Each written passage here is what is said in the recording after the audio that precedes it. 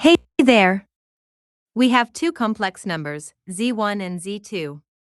We know that when we take away z2 from z1, we get a special answer. Let's find what x and y are.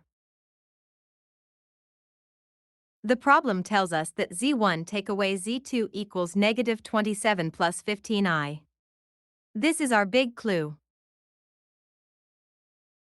Now let's put in what we know. We replace z1 with negative 13 plus 24i, and z2 with x plus yi. Let's open the brackets. We take away x from negative 13, and we take away y from 24. Now we have two parts, the number part and the I part. Here is a super important rule.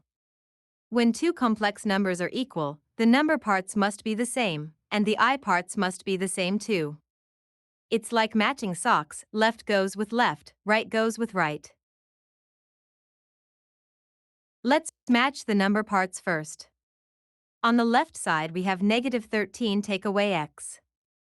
On the right side we have negative 27. So they must be equal. Let's move negative 13 to the other side. It becomes plus 13. So negative 27 plus 13 gives us negative 14. That means negative x equals negative 14. If negative x equals negative 14, then x equals 14. We found our first answer. Great job so far. Now let's match the I parts. On the left side we have 24 take away y. On the right side we have 15. They must be equal. Let's move 24 to the other side.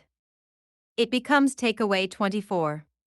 So 15 take away 24 gives us negative 9. That means negative y equals negative 9. If negative y equals negative 9, then y equals 9. We found our second answer too. We did it. The answer is x equals 14 and y equals 9. By matching the number parts and the I parts separately, we found both values. You did an amazing job.